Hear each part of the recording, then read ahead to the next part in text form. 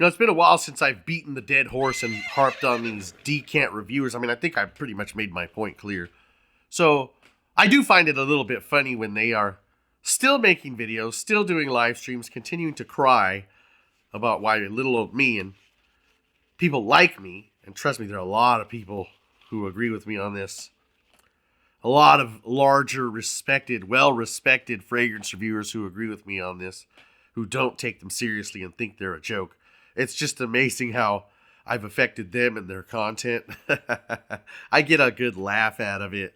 But hey, the clickbait and the decants, they do quite well. They do a lot better than me, and they do a lot better than a lot of these other highly respected reviewers. I mean, that's kind of the trade-off.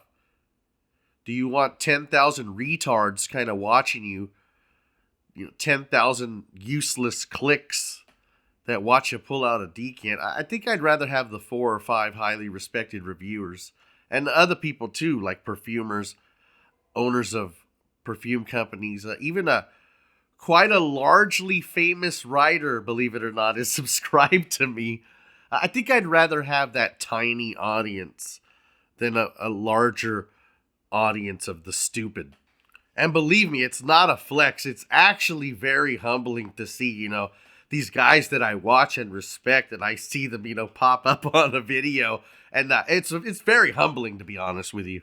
But I'm going to let you in on another kind of an opinion. This is just me. This is just how to get my subscription, how to get me to watch. But again, I think you're going to find there are a lot more people like me who feel the way I feel and the way I'm going to lay out. And this is what I think makes a great reviewer. The first thing I want to talk about is having the actual product. Again, not to harp on the decant reviewers, but you have to remember you're reviewing a product.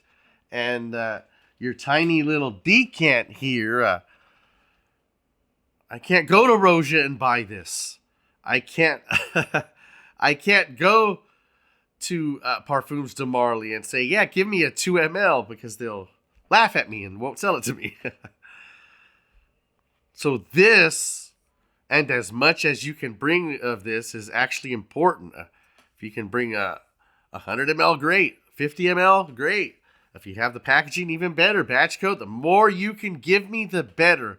You're never going to make the argument that giving less in a review is better. That's just not reality. One thing that really actually pissed me off is I saw a guy and he said, I have 8, Parfums de Marly fragrances. And the thumbnail had 8 bottles of Parfums de Marly fragrances. And then I click on the video and he has a legitimate Parfums de Marly, like this kind of variety box, this kind of a trial set. And I'm just thinking, but Parfums de Marly sells that trial set. Why didn't you just show it in the thumbnail? I'm much more interested in the actual trial set that I could buy from Parfums de Marly and you reviewing it than I am like you faking it because your decants are tacky and a lot of people aren't going to click on you, looking like a brokey reviewing samples. But I was interested in that trial set. I just don't know why you wouldn't show an actual product. You would kind of trick your audience into thinking, I'm reviewing this product. Aha, but I don't have it. I'm actually reviewing this product. It's very deceptive, and I've unsubscribed from a lot of channels because of that. Like, there's a reason the thumbnail doesn't have the decant. We all know what it is. You won't click on it, and you won't click on it because it's tacky and stupid, and they know this. Thus, their videos are tacky and stupid. But you saw the bottle and you clicked on it, and it's too late. They already got your view. They don't care. Another thing it takes for a great review and a great reviewer, multiple wearings. Again, we go back to the decant. And then we go a lot of times to the straw man argument of, well, what if I have a 20 ml? Yeah, what if? But you don't. You have a 2 ml. And you wore it on Tuesday and reviewed it Wednesday. I have a fragrance. It's a little bit pricey. It's called Creed's Spice and Wood. And yes, I've tried it myself. But the one thing that really sold me on that fragrance was a review from BroSense. And BroSense pulled out a 15 ml decant 15 ml with a huge dent in it, and reviewed it and did several more follow-up videos afterwards. And every time he pulled out the decant, less and less of it until he's got to be done with that decant, or at least, he had to have burned like through 13 mLs. I mean, that's quite a bit of experience with that fragrance. So it's not just black and white. I mean, if this comes out Tuesday, this full bottle, and you have it, and you review it Wednesday, you're just as much of a lazy shit as that decant guy. So there are areas of gray in between, but the bottom line is multiple wearings, not just 2 or 3. I mean, I wore Bulgari Tiger for like the 20th time, and still subtle nuances are popping up. That's why it's such a great fragrance for me. Again, it's your channels. You can do what you want, but I'm not going to respect it. I'm just going to laugh at you and think it's a joke and keep it moving. Also, time with the fragrance is going to be important. It was very important for me not to go too in-depth with my Creed Centaurus video, because it's such a cold weather fragrance to me. And I got it like in the summer, and you're not going to get the full picture if I wear it a few times in the summer and kind of tell you what that smells like. So I was waiting for the weather to cool off.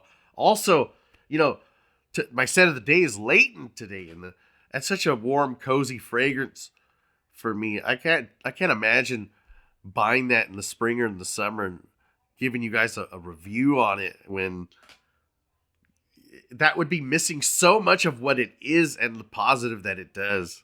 Another thing that's important is experience, not just with the fragrance, but with the house itself. I mean, I can't really take your review seriously on, the latest Creed, and it's your only one. You have, zero experience or knowledge in the house of Creed, what they do, what they specialize in. So when you make a video and it's like, you've only had like 1 or 2 Creeds in your life, and you don't know like their specific goal and what they're making and what they're selling, I really can't take you fucking serious at all. If one day Creed comes out with this super chocolatey gourmand fragrance, it might be the greatest thing in the world to you, but to those of us with a ton of experience and a ton of time with the house of Creed, we're just going to be like, what the hell what are they doing? What are they what are they thinking? This isn't Creed. We're just going to have, completely different takes on it.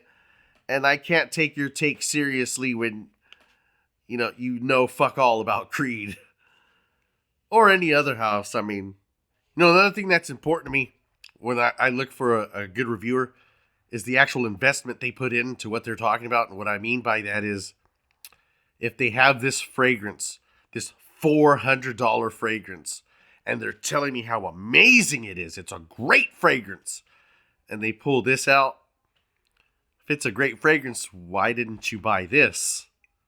Oh, you're gonna buy it?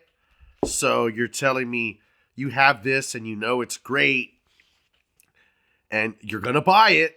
It's coming in a week, but you want those clicks now, right? The clicks are more important than the quality, because we know in a week you'll have a much better video because you'll have this and you'll have the packaging. You'll have the ability to say, I purchased the full bottle.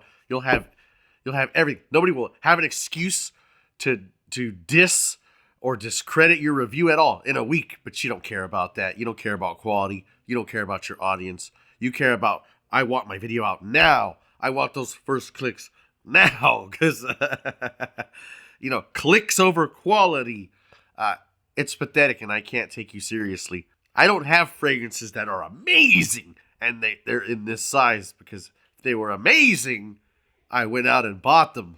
And great fragrances really don't require a price drop. Even if it's a $90 fragrance and I know it's going to be $40 in 6 months, I've never worn a fragrance that's like, oh man, I'm out of the decant, I'm wearing it every day, it's such a great fragrance.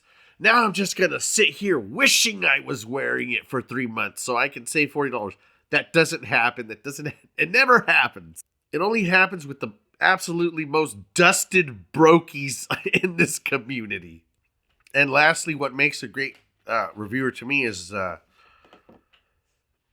originality, the ability to not have to copy and paste what the next guy is doing, to read for Granica and pretend that you're spelling every note when you're not, to watch a channel like GentSense and then follow his script, slide in your video. I forgot to do that at the beginning of the video. I promised the people I would slide into the video. Whoa, I'm sliding into the video. You know, it's almost like they're following the same script. And you know, one of my favorite reviewers, I don't even know if I should even be mentioning other reviewers at this point. You know, get rich off your own hustle. But I'm telling you, one of my favorite reviewers, some regular guy, he doesn't even make thumbnails. He'll have a decant, but the thumbnail, because he doesn't make thumbnails, is him like this, like, it's just whatever thumbnail YouTube picked out of his video, and that's what he's reviewing. So his thumbnail is this, and he's not like, oh, the notes are, and in the base, he's like, yo, man, I smelled this. It's masculine. I like it. It's, you know, it smells like this. It's sweet. It's masculine. It's woody, or whatever the hell he's describing. And he just describes it in such a basic, no bullshit way. It's kind of like running into some guy at work that also is into fragrances, and you guys just shooting the shit over the water cooler. He's not trying to impress you. He's not trying to be a professional influencer. He's just describing the fragrance. You know what? Let me give the guy some shine. His name is Brian's Fragrances. What the hell? Let's just give other people that are doing it right a little bit of shine, and just go check it out if you're tired of bullshit. You're not going to get the slide. You're not going to get the fake set behind it with the lit up bottles, the free bottles. You're not going to get none of that. You're not going to get 87 animations. Also Instagram, Facebook, WhatsApp, all this shit. You just go get a guy who's actually into fragrances talking about fragrances. So those are all the things I personally look for in a great reviewer and a great review. And let me just leave you with two things that I absolutely can't stand about these fake reviewers lately. And again, I'm sure 5 or 6 people are going to contact me afterwards like they always do. And they think I'm talking about them. And I'm not going to keep pulling up their content and show you that I don't watch them. But if the shoe fits, fucking wear it. Because I'm tired of fucking coddling you people. But number one, the premiere. Oh, look. That guy's reviewing John Varvatos. And then I click on it tomorrow at 9 in the morning. Stop it. You're not that important. Just stop it. And this is the second thing, and it ties into the first thing. I saw a guy, and he had I don't know, whatever's the newest thing that come out. Afnan 9 p.m. Rebel. And then you click on it, and it says, premiere tomorrow. Oh, damn it. Okay. And then you show up tomorrow, you hit the notification, and you show up, and he doesn't even have it. He's just like, look, guys, I don't have it, but it's coming. I swear to you, it's coming. I nor anybody else needs you to tell me that the new Afnan is coming or the new Versace's coming. Nor do I need you to get it through the mail on a Tuesday, not even finish wearing it, review it on the Tuesday, and then halfway through the video say, oh yeah, this wasn't a review. Title says review, but this wasn't a review. But don't worry, the review's coming. I clickbaited you twice already, and now I'm going to get you for the third time so you can finally see the review. Thanks, but no thanks. I've already unsubscribed. So that's my take on what makes a good reviewer. You'll notice there was no mention of selling me things. There was no mention of affiliate codes or it's a business. I'm not your stupid lackey subscribers that doesn't know what YouTube actually pays. Like, I see your view count. Like, I know 2,000 views seems to impress your dullard audience, but 2,000 views to me screams like you've made $7, which is what you... Yes, people, that's what they actually make when they say it's a business. Like, they've made $7. You know, for the time that you took to make that video for the $7, because we know that's why you're here, to make money. You could have just told your boss you wanted to work an extra 15 minutes, and you probably could have made more than $7. Take my word for it, people. You ask your boss you want some extra work at the end of the day, and at the end of the week, that extra check will be far greater than at the end of the month when these bums probably don't even have the 100 to cash out of YouTube. They have to probably have to wait 2 months. But the money you'll make doing that simple step be far greater than the breadcrumbs that these guys are begging, lying, and shilling for. Just try. Just don't even take my word. Just try it. Just try it once. I guarantee it. God damn it.